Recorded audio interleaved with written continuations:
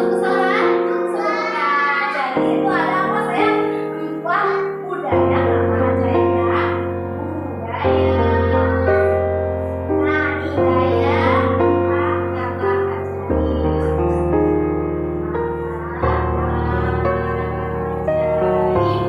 Oke, ulang lagi. Kalau kita salah minta apa? Minta maaf. Kalau kita dikasih sesuatu, ucapkan apa?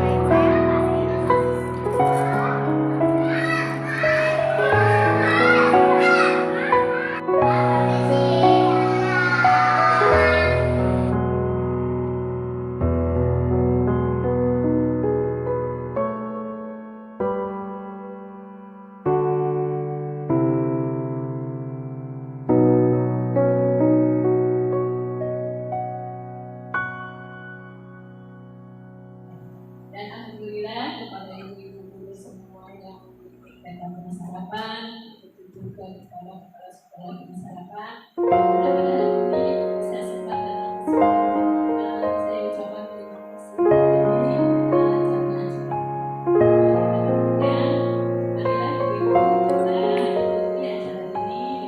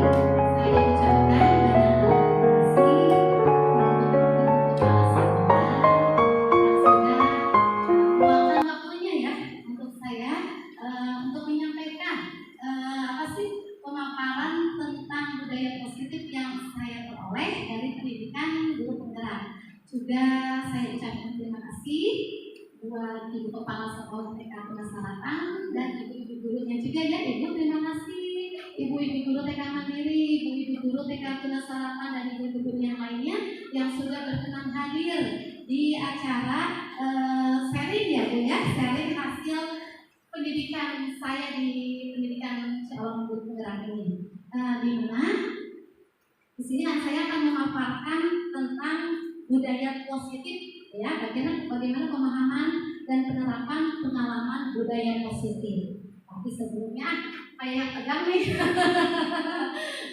ya Bu ya, dulu. Nih, kalau saya pegang kepala, ibu pegang kepala, ucapkan bijak. Ya, bijak. Nah, kalau di pundak, ibu katakan tanggung jawab. Ya, tanggung jawab. Bijak, tanggung jawab, kerjasama. Ya, bisa ya Bu ya? Nah, ingat, bijak, tanggung jawab, kerjasama. Enggak enak, semangat lagi ya. Tepuk semangat. Semangat yang mana nih? Oke, terima kasih lagi ya. Tepuk semangat 2. Semangat.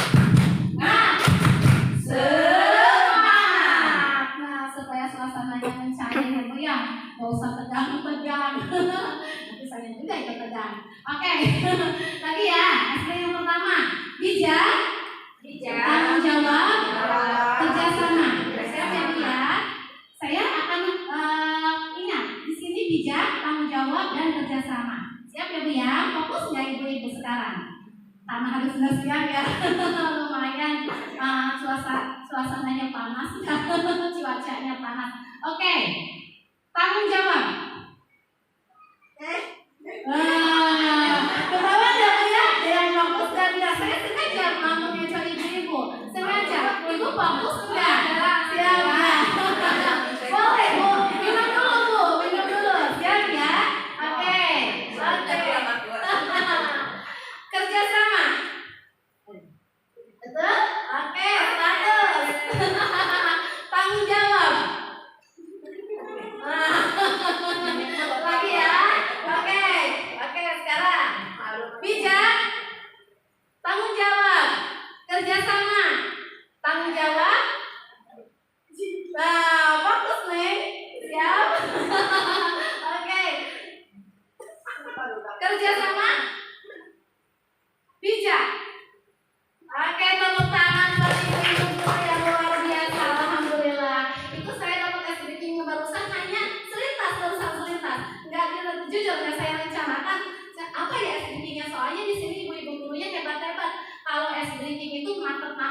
semua. Terima kasih Ibu Guru yang hebat. Oke, kita lanjut ya ke acara selanjutnya, yaitu saya akan di sini akan memaparkan tentang pemahaman dan penerapan pengalaman budaya positif, Ibu. Apa sih budaya positif? Ada yang tahu, Ibu? Tata tertib. Bagus. Terima kasih Ibu Guru yang hebat, Ibu Ade. Apa lagi, Bu, budaya positif? Ada kesepakatan. Oke, terima kasih untuk Ibu Haja Yulis. Oke, iya, budaya positif. Budaya positif adalah nilai-nilai keyakinan-keyakinan dan kebiasaan di sekolah yang berpihak pada murid agar murid dapat berkembang menjadi pribadi yang kritis, penuh hormat dan bertanggung jawab. Yang tahu itu ya. Budaya positif merupakan perwujudan dari nilai-nilai atau keyakinan universal yang diterapkan di sekolah. Budaya positif diawali dengan perubahan paradigma tentang teori kontrol. Selama ini, barangkali kita sebagai guru merasa berkewajiban mengontrol perilaku siswa agar memiliki perilaku sesuai yang diharapkan. Nah, saya lanjut ya, Bu ya.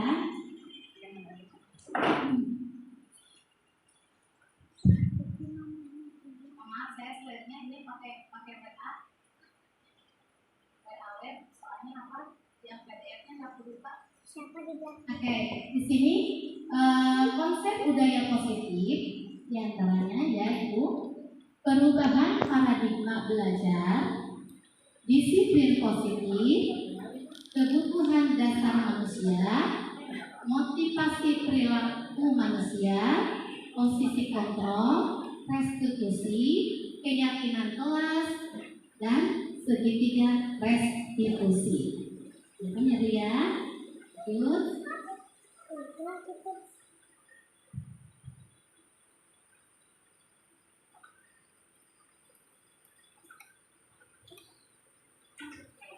Kelihatan ya, Bu? Di sini ada pembelajaran dengan paradigma baru. Pembelajaran dengan paradigma baru dirancang berdasarkan prinsip pembelajaran yang diferensiasi sehingga setiap murid belajar sesuai dengan kebutuhan diri perkembangannya untuk mewujudkan profil pelajar Pancasila. Ada yang tahu apa itu diferensiasi, Ibu? Ibu-ibu yang hebat? Apa saya? Apa Ibu? Jadi saya merasa ke anaknya dia bilang saya. Apa Ibu yang hebat? Apa? Perbedaan. Betul sekali. Iya Ibu. Tepuk tangan ya Ibu yang hebat. Terima kasih Ibu. Betul. Diferensiasi itu artinya perbedaan. Tentunya sesuai karakteristik anak ya. Nah, ya perbedaan. Betul. Nah, di sini ada profil pelajar Pancasila.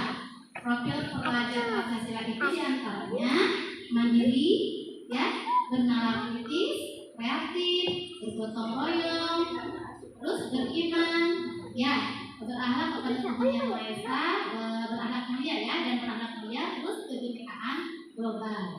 Oke, lanjut.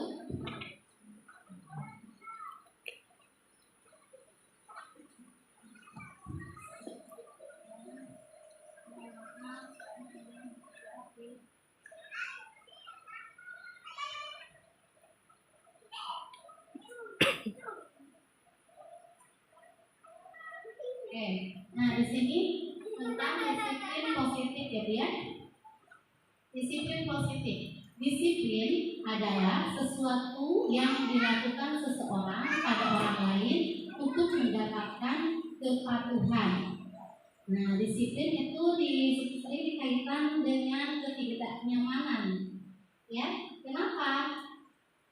Karena ketika kita melanggar disiplin akan ada sanksi untuk yang melanggarnya. Betul nggak Bu? Ya, ya kalau kita melanggar disiplin pasti ada sanksinya ya, tentunya ya. Oke, nah sebagai pendidik menciptakan anak-anak yang memiliki disiplin diri sehingga mereka bisa berperilaku dengan mengacu pada nilai-nilai kebajikan universal dan memiliki motivasi intrinsik dan bukan ekstrinsik. Motivasi intrinsik itu apa sih, Bu? Betul Ibu Guru, hebat, terima kasih. Motivasi yang ada di dalam diri kita sendiri. Kalau ekstrinsik? Oh iya, betul, dari yang datangnya dari luar ya Bu ya. Oke. Nah, terus nilai-nilai kebajikan universal itu apa aja sih? Nilai-nilai kebajikan universal? Siapa yang tahu Ibu?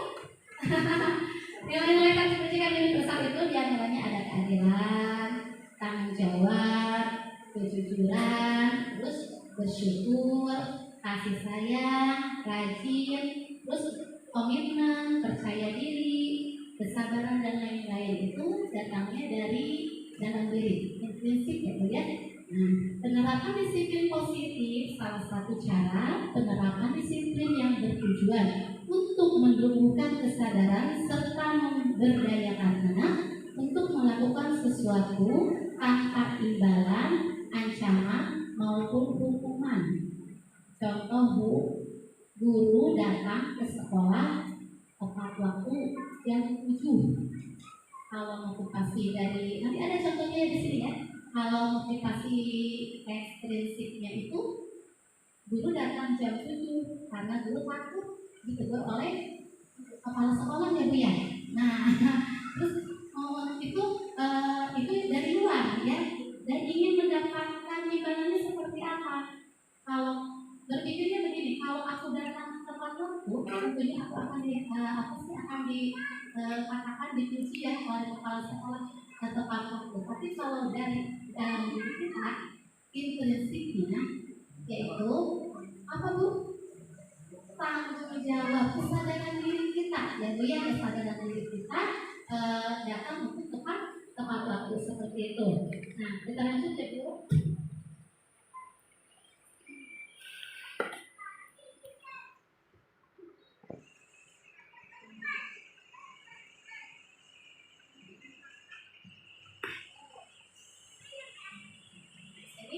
Di sini ada 5 kebutuhan dasar manusia.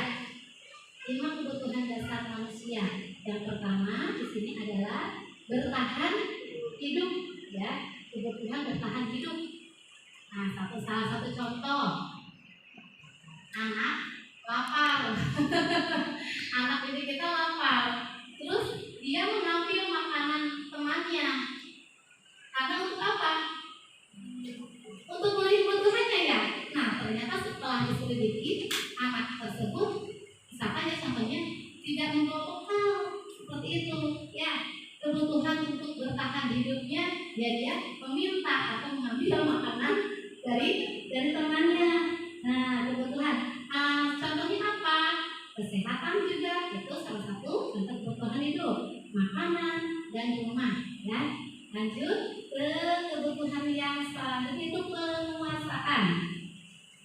Oke, penguasaan. Penguasaan, murid ingin rasa untuk diakui dari rasa ketercapaian kompetennya, memberikan kesempatan dalam mengungkap pendapatnya. Murid yang memiliki rasa penguasaan yang tinggi biasanya selalu ingin menjadi pemimpin. Ya, suka mengamati, betul ya? Kemarin cerita dari Ibu Ade Fadlan ya. Nah, karena dia memiliki itu rasa yang pengetahuannya yang lumayan, jadi dia kadang suka nanya ke guru, Bu, nanti udah ini belajar ini ya. Nah, seperti itu ya. Jadi dia ingin suka mengamati, dia suka mengamati. Jadi kalau anak yang itu tuh anak yang lebih pintar dari temannya itu biasanya dia selalu ingin memimpin. Seperti itu ya Bu ya, rata-rata ya. Nah, sekarang kasih sayang dan rasa diterima. Kasih sayang dan rasa diterima, contohnya anak yang suka dengan satu guru ya. Kalau anak yang suka dengan satu guru biasanya belajarnya suka lebih fokus, semangat ya Bu ya, seperti itu ya. Nah, karena kebutuhan fisik saya, kebutuhan yang ingin tetap terhubung dengan orang lain seperti teman dan keluarga. Mereka ingin diterima oleh kelompoknya. Sebagai guru, seharusnya kita dapat menerima murid kita apa adanya sesuai kodratnya. Karena setiap murid adalah unik, mereka memiliki kekuatan yang masing-masing, sehingga guru seharusnya bisa menciptakan kesempatan untuk murid berkolaborasi dan memiliki ikatan emosi satu sama lainnya. Ya Bu ya. Contohnya tadi, kalau anak suka dengan salah satu guru, anak tersebut akan merasa nyaman, enak, dekat, lebih fokus belajarnya. Biasanya seperti itu. Nah, lanjut itu kesenangan. Kesenangan. Nah, kita paling senang ya Bu kalau udah bersenang-senang. Paling senang ya. Oke. Coba bayangkan hidup tanpa kesenangan. Menyedihkan ya? Menyedihkan ya? Oke, sebenarnya jangan ragu-ragu untuk dengan sengaja memasukkan kegiatan yang menyenangkan di dalam kelas ya. Murid akan lebih konsentrasi apabila menemukan pembelajaran yang menyenangkan untuk mereka.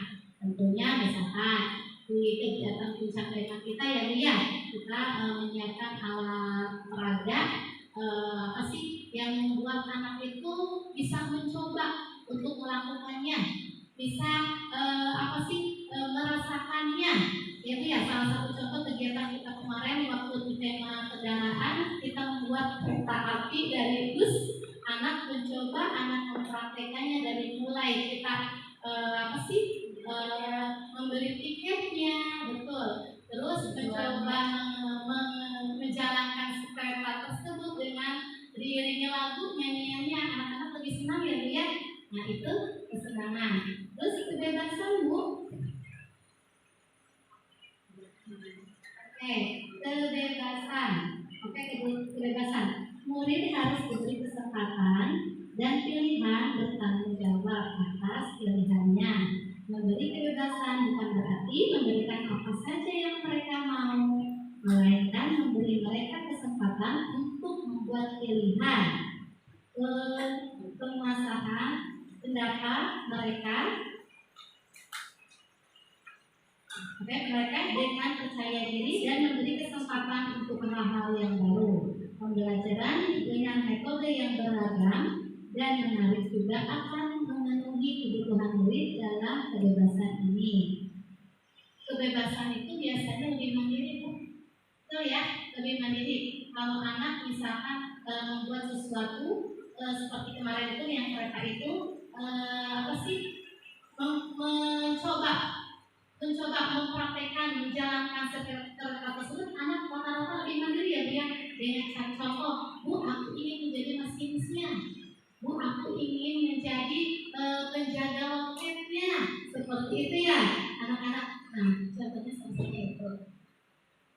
Kita lanjut ya Bu ya.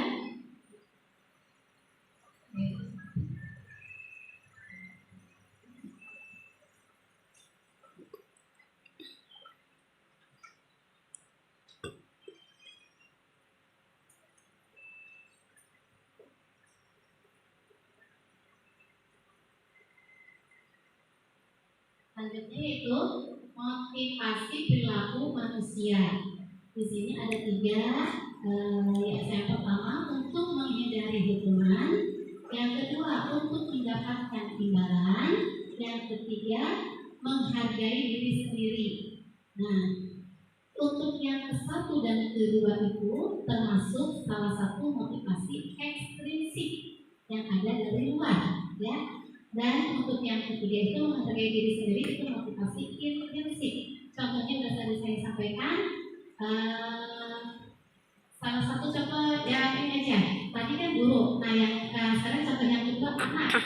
Anak datang ke sekolah tepat waktu. Misalkan anak datang ke sekolah tepat waktu. Anak datang ke sekolah di satu upacara yang tepat waktu, terus anak harus memakai sepatu warna hitam. Contoh. Nah, dia memakai sepatu warna hitam karena dia takut akan hukuman kalau tidak menggunakan sepatu hitam. Seperti itu ya. Terus kalau untuk mendapatkan imbalan, dia pasti berpikirnya begini, kalau saya menggunakan sepatu hitam, saya akan dikatakan oleh ibu guru, kamu pintar nak, kamu hebat, kamu sudah memakai sepatu hitam mengikuti aturan sekolah. Seperti itu ya Bu ya. Nah, anak senang dengan dipuji. Nah, kalau untuk yang itu dari eksplisit tadi ya, kalau dari implisitnya menghargai diri sendiri. Anak tanpa dikasih tahu pun akan ingat, oh aku sekarang sebelum pacaran harus memakai sepatu hitam. Itu datang dari kesadaran dirinya sendiri. Ya. Tapi kalau dari eksplisit pasti diingatkan oleh guru. Besok upacara ya, jangan lupa menggunakan sepatu hitam. Misalnya seperti itu kita ya. Nah itu datangnya dari luar seperti itu. Nah, tapi untuk prinsip itu tidak lepas dari nilai-nilai kebajikan universal tersebut. Yang tadi sudah saya sampaikan apa aja nilai-nilai kebajikan universal, yaitu keadilan, tanggung jawab, kejujuran, lebih jujur ya biasanya, kejujuran, bersyukur, kasih sayang, rajin, komitmen, percaya diri, dan kesabaran dan lain-lainnya. Masih banyak. Nah itu tadi ya.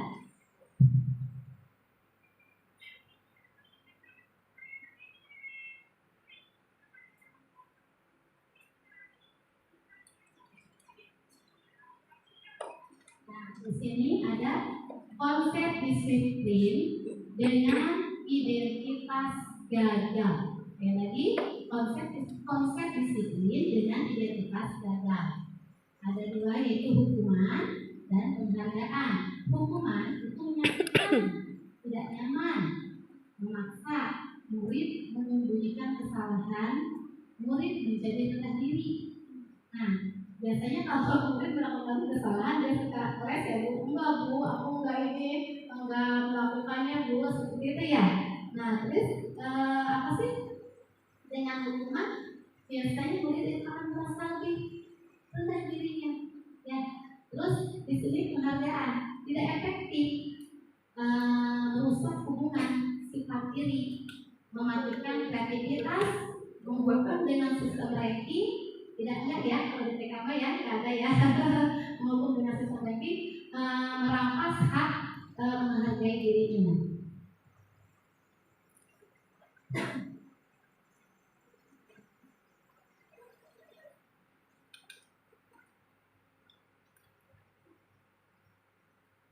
Nah, kalau konsep disiplin dengan identitas sukses, yaitu pertama konsekuensi, yang keduanya restitusi. Konsekuensi penguatan jangka pendek, perlu monitoring berkelanjutan, stimulus respon, murid menghargai peraturan, kehilangan waktu untuk merenungi kesalahan. Contohnya apa? Saat anak misalkan ajis menumpahkan air minum jaki, nah lalu ajis mengelap air tumpahan tersebut, itu salah satu contoh konsekuensi ya, bukan hukuman, karena dia sudah menumpahkan dengan hukuman. Nah terus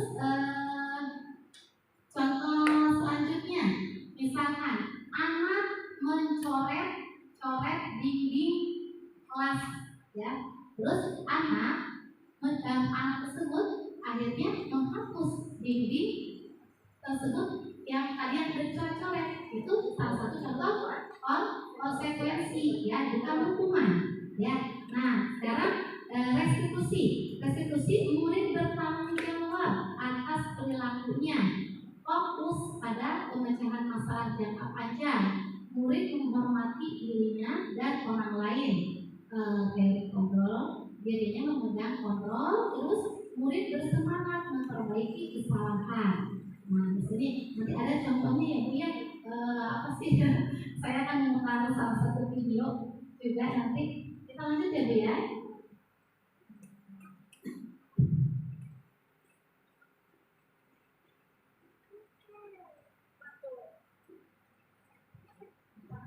Ini konsep disiplin. Ada pendekatan restitusi, sebuah cara penanganan disiplin positif pada murid. Apa sih itu restitusi? Halo Ibu. Proses menciptakan kondisi bagi murid untuk memperbaiki kesalahan mereka sehingga mereka bisa kembali pada kelompok mereka dengan karakter yang lebih kuat. Ya, ciri-ciri restitusi bukan menembus kesalahan, namun belajar dari kesalahan. Memperbaiki hubungan, tawaran bukan paksaan. Menuntun untuk melihat keadaan diri, mencari kebutuhan dasar yang mendasari tindakan.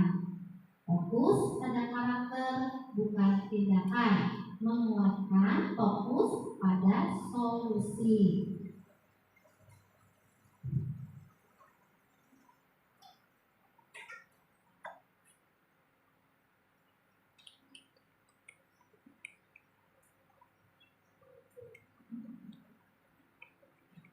Kelihatan Bu? Kelihatan? Nah, di sini perbedaannya ya. Contohnya kasus murid sering tidak selesai membereskan HP alat bermainnya ya yang telah digunakan. Nah, kalau hukuman, guru menghukum murid tersebut berdiri di depan kelas selama 10 menit. Guru marah dan murid menjadi takut. Ya, dan contoh ini ya, lihat contoh murid yang sering tidak menyelesaikan membereskan alat bermain yang telah digunakan. Sementara kalau konsekuensi, guru memberikan konsekuensi untuk membereskan alat bermain dan tidak diperkenankan bermain bebas sampai tugasnya selesai. Guru tegas dan murid menghormati peraturan. Ya, contoh anak selesai main di kelas, alat bermainnya kan berantakan. Guru kalau hukuman enggak ya, kita ya alhamdulillah ya. Kalau konsentrasi jadi guru gini, Dek, cepat rapihkan mainannya. Kalau kalian mau main di luar kelas, seperti itu kan? Nah itu konsekuensinya ya, Bu. Yang dikatakan konsekuensi itu seperti itu contohnya.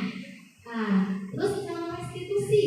Restitusi, guru menanyakan keyakinan kelas atau muridnya dan membantu murid menyelesaikan masalahnya. Guru terbuka dan murid menghormati dirinya dan orang lain. Nah, nanti akan ada berlanjut ke itu Bu, ke keyakinan kelas. Nanti ya akan ada kelas, saya kasih contohnya ya. Lanjut ya Bu.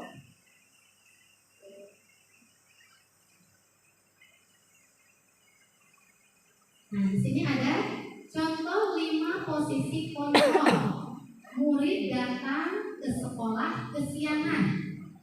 Contohnya ya, dia kalau penghukum patuhi aturan sekolah, lalu tidak boleh masuk kelas dan berdiri di luar kelas selama 10 menit. Betul ya, ada 5 posisi kontrol nih. Kalau pembuat merasa bersalah, ibu selalu bilang, kamu tidak boleh kesiangan, ibu kecewa sama kamu.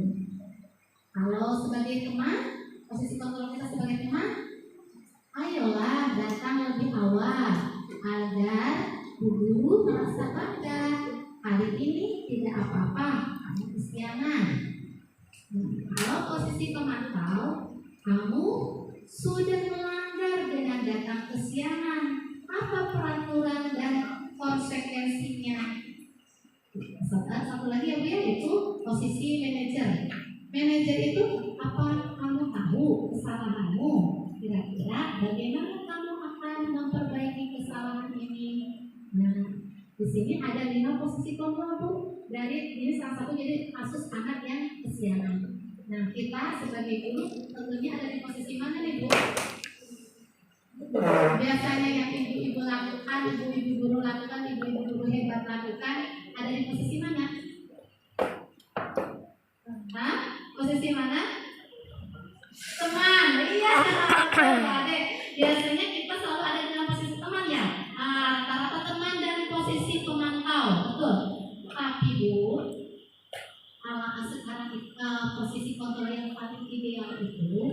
adalah posisi kontrol manajer. Ya, manajer. Betul, emang kalau kita itu di sekolah rata-rata posisi itu sebagai teman. Kalau anak datang kesiangan kan, ayolah datang lebih awal agar dulu merasa bangga. Hari ini tidak apa-apa kamu kesiangan. Oh gitu ya, udah sekarang nggak apa-apa. Suka bilang gitu ya, udah sekarang nggak apa-apa. Itu sebagai teman sering kita lakukan. Nah, kalau teman tahu kamu sudah melanggar dengan datang kesiangan, apa peraturan dan konsekuensinya? Tapi Bu, kalau manajer yang lebih ideal itu ya Bu, akan menumbuhkan rasa tanggung jawab kepada anak. Jadi kita menanya, kemarin saya udah praktekannya membuat satu video dengan anak, pas kebetulan anak datang kesiangan. Jadi dengan posisi manajer itu kita tanya anak, adik, kenapa adik kesiangan? Dia menjawab, Bu maaf, tadi aku kesiangan karena aku tidurnya terlalu malam, habis nonton TV. Dia bilang gitu. Nah, sekarang Bu Ella mau tanya, saya seperti itu anak. Bu Ella mau tanya, kalau kesiangan itu enak nggak sih? Gak enak Bu.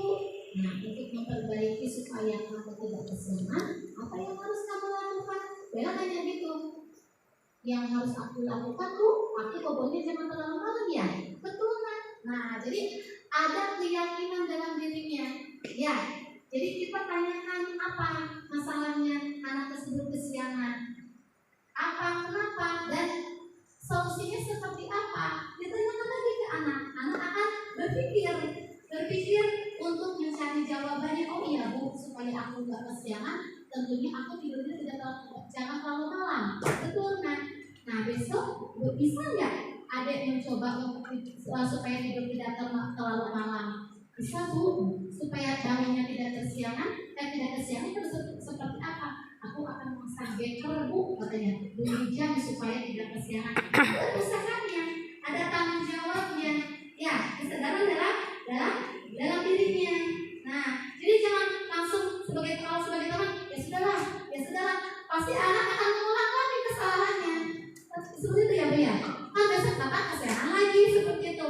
Atau misalkan anak tidak memakai sepatu hitam ya setiap upacara, akan seperti itu lagi. Tapi kalau kita dalam posisi kita sebagai manajer, kita tanya ke anak, Dek, kenapa adik pakai sepatunya tidak warna hitam? Anak akan menjawab, mungkin salah satu contoh, maaf Bu, aku nggak punya belum beli sepatu warna hitam. Anak mungkin pas seperti itu. Nah, sekarang bisa nggak adik sisihkan dulu kan gitu ya, sisihkan uang jajannya ditabung untuk membeli sepatu. Ya Bu, pasti ada, aku akan mencobanya. Ya, sekarang coba ya, kalau adik nanti dikasih uang jajan sama mama, sisihkan uangnya, nanti bisa untuk beli sepatu. Jadi ada dorongan semangat dari kita sebagai guru ya untuk anak untuk memecahkan suatu masalahnya dia seperti itu. Nah kesiangan pun juga sama, kita tanya kenapa Dek, seperti yang kemarin sudah saya lakukan dari dua kasus kemarin, yaitu anak yang kesiangan dan kasus yang kedua itu anak yang bertengkar berantem dengan temannya seperti itu. Nah jadi ada solusinya, ada rasa tanggung jawabnya dari kejadian tersebut, maka insya Allah akan anak memperbaikinya dari kesalahannya seperti itu. Jadi sekali lagi, posisi kontrol yang paling ideal adalah posisi kontrol manager. Ya, oke.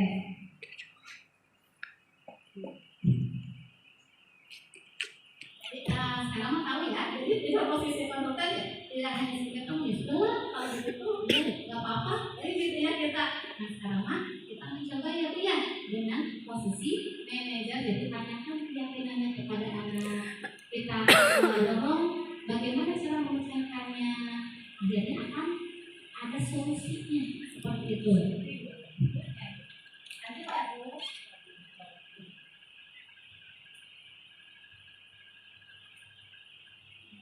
Nah di sini ada keyakinan kelas. Kebetulan kemarin saya sudah mencoba mencoba membuat suatu keyakinan kelas dengan anak-anak. Dan alhamdulillah dari keyakinan kelas yang saya coba di kelas, anak itu betul lebih bertanggung jawab, lebih tahu mana yang baik dan tidak baik, lebih sadar, lebih sabar.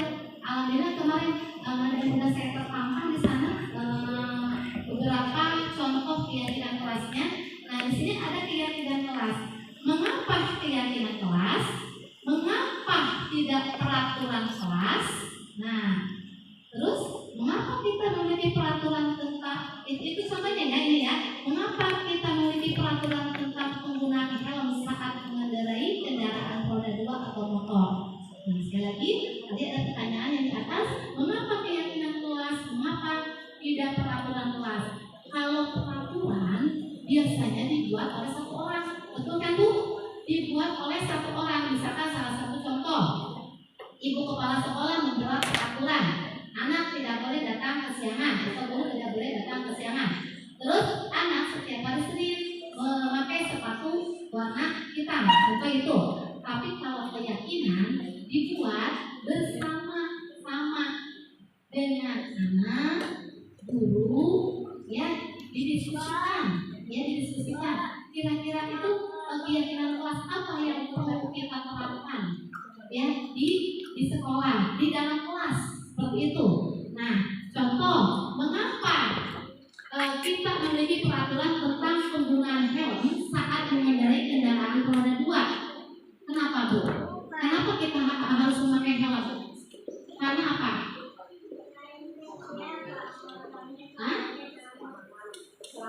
Keselamatan, betul. Itu dari dalam diri ya.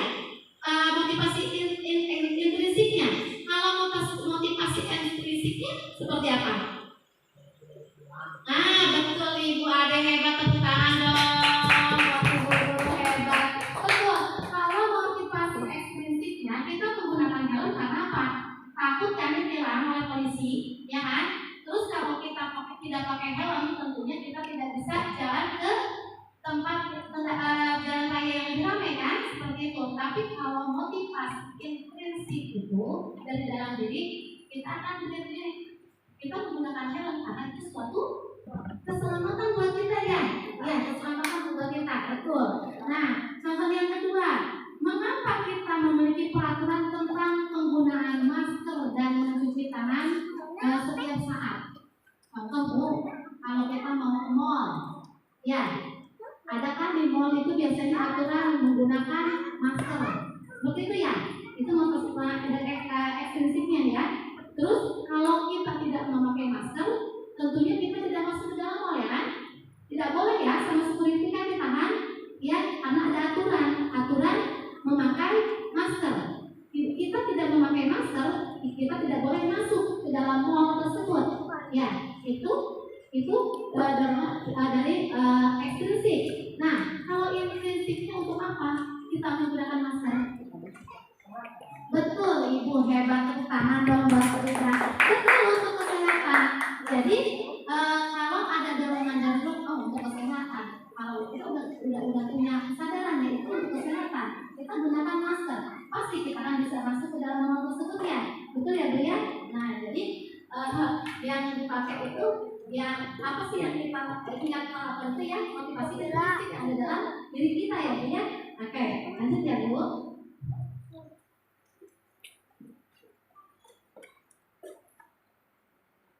Nah, di sini ada bagaimana pembentukan keyakinan kelas. Bagaimana? Biasanya lebih abstrak dari peraturan. Terus berupa pernyataan universal sesuai kondisi kelas atau sekolah. Dibuat dalam bentuk positif, baik ya, mudah dipahami. Nah, contoh, saya sudah membuat keyakinan kelas dalam kelas yang sudah terpampang, yang sudah disepakati oleh anak-anak. Salah satu contoh, datang ke sekolah tepat waktu. Terus, sebelum melakukan kegiatan, kita berdoa dulu. Sebelum dan sesudah melaksanakan kegiatan, tentunya kita berdoa dulu ya. dengan tertib. Terus ada lagi kesepakatan kelasnya, yaitu kalau kita sudah bermain menggunakan alat bermain di dalam kelas, HP ya, anak punya rasa tanggung jawab untuk merapikan seperti itu. Dan dengan membuat keyakinan kelas tersebut tanpa disuruh pun anak langsung merapikan. Nah, terus budaya antri, contohnya budaya antri apa? Contoh, anak sedang cuci tangan tidak nyerobot. Saya selalu ingatkan, ingat anak, oh iya Bu, budaya antri, budaya gitu. Jadi anak selalu ingat, kalau ada anak yang nyerobot tuh diingatkan sama anak yang satunya, ingat budaya antri. Langsung ngerti, oh iya, sadar diri, dia langsung sadar diri, langsung mundur seperti itu. Terus mengambil buku pun tidak rebutan, ya langsung ingat, kamu budaya antri itu yang paling selalu mengingatkan itu si Alfat, saya ingat si Alfat sama si Gibran selalu ingat budaya antri seperti itu. Jadi yang asalnya nyerobot si anak itu diingatkan oleh temannya mundur dia seperti itu. Terus ada itu apa sih, meminta izin ketika keluar kelas. Anak-anak biasanya kalau mau keluar selalu ajak keluar. Sekarang langsung, Bu, izin ya keluar, mau pipis atau ke toilet, ya deh boleh seperti itu. Jadi itu sering kita ingatkan ke anak. Jadi ada sopan santunnya seperti itu ya Bu ya. Nah, terus ada 4 kata ajaib. Kalau saya bilang di kelas itu 4 kata ajaib. Apa sih 4 kata ajaib? Anak-anak langsung pada ingat. Maaf, mengucapkan kata maaf, mengucapkan kata tolong, mengucapkan kata terima kasih, ya. Terus satu lagi, permisi. Iya, betul. Nah, kalau dia permisi, contohnya lucu. Tadi anak udah beberapa hari itu, berapa minggu menerapkannya. Nah, anak yang lain lagi main, dia langsung punten seperti itu. Permisi, ada yang bilang punten, ada yang bilang permisi. Saya sampai alhamdulillah ternyata anak bisa menerapkannya di sekolah dengan keyakinan yang mereka buat bersama guru gitu. Jadi dia langsung sadar diri. Terus minta tolong on sama seperti itu, Bu, tolong. Jadi dia ada yang kata Bu, tolong, Bu maaf, tolong seperti itu. Terus maaf juga. Anak-anak berantem, jadi ingat kalau habis berantem maaf. Nah, seperti itu maaf. Jadi akhirnya dia mau maafkan udah sampai berkelanjutan, berkelahi atau marah-marahan dengan temannya seperti itu. Banyak lagi budaya positif kita terapkan sesuai dengan kebutuhan anak kita ada di kelas kita sendiri. Silakan ibu-ibu mau membuat seperti apa budaya positifnya.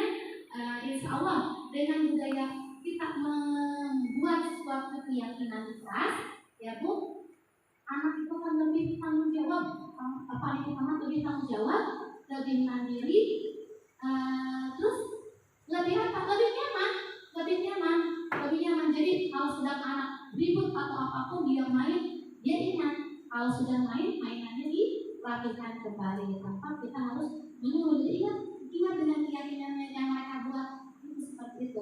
Alhamdulillah Bu, sudah saya terapkan. Udah dari saya belajar tentang budaya positif di pembelajaran guru penggerak ini langsung saya terapkan di sekolah.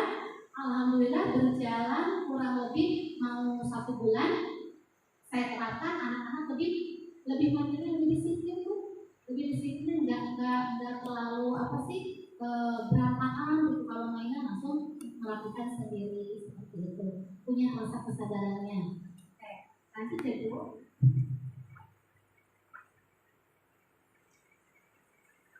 Nah, di sini ada video saya sedang membuat keyakinan kelas kemarin ya, udah minggu kemarin. Alhamdulillah ya, alhamdulillah, terima kasih alhamdulillah kemarin. Oke, di sini. Nah, keyakinan kelas. Nah, keyakinan kelas yang saya buat seperti ini Bu. Dengan anak-anak tentunya ya, keyakinan kelas yang dibuat serta saya yaitu guru dan anak-anak. Datang tepat waktu, berdoa sebelum dan sesudah kegiatan, mendengarkan orang yang sedang berbicara. Nah, jadi memperhatikan, menghargai. Selain di sekolah, saya selalu mengingatkan anak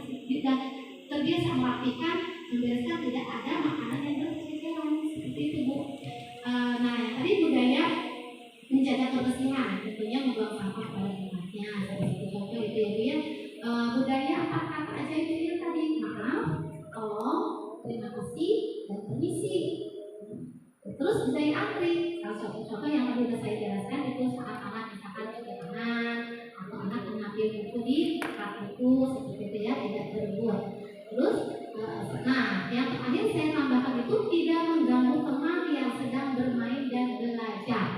Kenapa saya dengan anak melakukan keyakinan kelas tersebut? Karena pernah ada anak yang berantem dengan anaknya, karena dia mengganggu salah satu temannya, sehingga membuat temannya itu nangis, ya nangis seperti itu, nangis. Dan kalau seperti itu kan agak nyaman juga anak yang nangis ya, karena ada anak yang mengganggu tersebut. Nah, akhirnya dibuatkan keyakinan kelas. Alhamdulillah, dengan adanya keyakinan kelas tidak mengganggu teman yang sedang bermain dan belajar, anak lebih aman di kelas gitu, nggak mengganggu. Jadi ingat dengan keyakinan kelas itu, aku tidak boleh mengganggu lagi, aku tidak boleh mendorong teman misalkan ya, membuat temannya menangis seperti itu.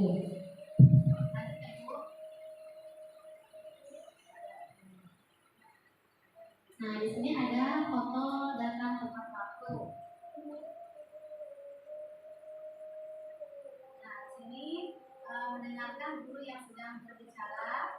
Fotonya juga ada, terus berdoa sebelum sudah kegiatan sudah. Nah, ini mereka izin apabila dia keluar kelas, dia mau ke toilet, ada videonya, cuma saya nggak bisa foto di sini. Nah, sekarang saya punya video tentang posisi 5 posisi kontrol ya Bu ya.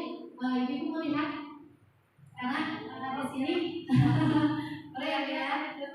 Oke.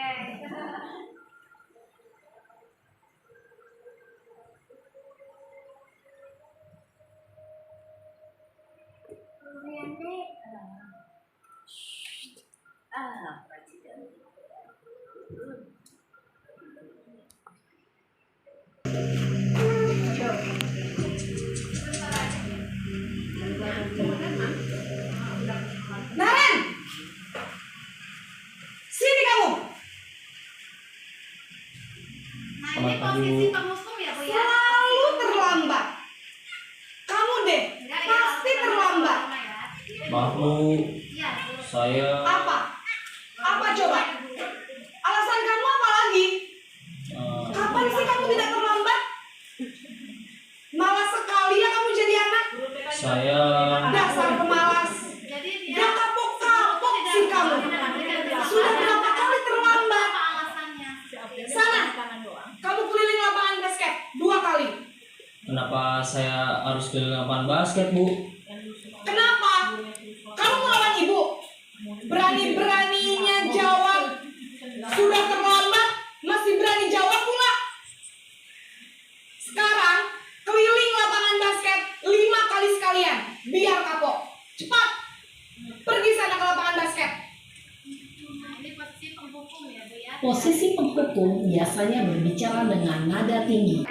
Oke, demikian ibu-ibu guru yang hebat, pemaparan dari saya dari materi tentang budaya positif ya Bu ya. Mohon maaf, saya bukan menggurui, bukan sok pintar, tapi saya hanya ingin sharing, berbagi ilmu kepada ibu-ibu guru semuanya. Di sini tentunya ibu-ibu guru yang hebat semuanya tentang budaya positif. Alhamdulillah Ibu, banyak sekali ilmu pengetahuan, pembelajaran yang CPP dapat dari pendidikan ini. Mudah-mudahan saya secara pribadi bisa mengimplementasikannya ya Bu ya, dengan baik di sekolah tempat saya mengajar. Demikian pemaparan dari saya ucapkan sekali lagi terima kasih untuk kehadirannya. Wabillahi taufiq wal hidayah. Wassalamualaikum warahmatullahi wabarakatuh. Waalaikumsalam warahmatullahi wabarakatuh. Sekali lagi kita beri tepuk tangan untuk Ibu Cewek kita. Mudah-mudahan bermanfaat untuk kita semua ya. Sebetulnya Ibu apa yang sudah dipaparkan Ibu Ella ya, sebetulnya sudah kita laksanakan. Cuma tinggal kita padukan dengan ilmu barusan ya, tinggal kita mantapkan saja. Sebetulnya kita udah seperti yang tadi di video sudah kita laksanakan sebetulnya, ya. Tapi mudah-mudahan ada ilmu baru untuk memantapkannya. Mudah-mudahan kita bisa melaksanakannya. Oke, acara demi acara sudah kita laksanakan. Mudah-mudahan apa yang dipaparkan Ibu Ella berguna bagi kita semua, khususnya untuk diri Ibu Ella sendiri, umumnya untuk kita semua. Oke, bila akhiri atau kita tutup dengan doa sebentar ya Bu ya. Bismillahirrahmanirrahim. Alhamdulillahirabbil alamin. Hamdan syakirin, hamdan na'imin, hamdan li'annahu wa majidah. Ya Rabbana lakal hamdu kama yanbaghi li jalali wajhika kami bi'azimi sultanik. Asyhadu an la ilaha illallah wa asyhadu anna Muhammadan abduhu wa rasuluh. Allahumma ij'alni minat tawabina waj'alni minal mutatahhirina waj'alni min ibadika sholihin. Mudah-mudahan anak-anak didik kita juga menjadi anak soleh dan solehah. Rabbi habli minas sholihin, Rabbi habli minas sholihin, Rabbi habli minas sholihin. Rabbana atina fid dunya hasanah wa fil akhirati hasanah wa qina adzabannar. Subhana rabbika rabbil izzati amma yasifun wa salamun alal mursalin walhamdulillahi rabbil alamin. Mohon maaf dari saya sebagai pembawa acara apabila ada kata yang tidak berkenan. Saya akhiri. Wassalamualaikum warahmatullahi wabarakatuh.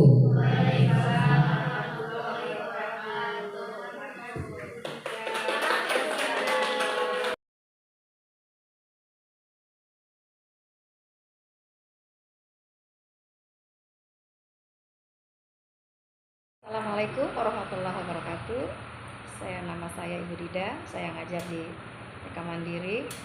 Barusan saya sudah menyaksikan pemaparan dari Ibu Ella tentang budaya disiplin. Alhamdulillah, apa yang dipaparkan Bu Ella itu sangat baik, ya, tentang budaya positif, disiplin positif, keyakinan kelas, di mana keyakinan kelas itu harus dibuat dengan berkolaborasi atau dengan bersama dengan anak-anak, antara guru dan anak-anak.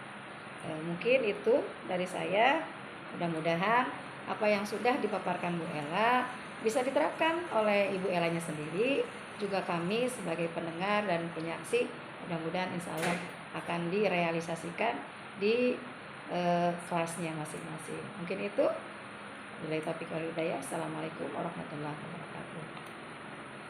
Nama saya Dira. Setelah belajar budaya positif, keyakinan kelas, saya jadi lebih baik. Terima kasih. Assalamualaikum warahmatullahi wabarakatuh.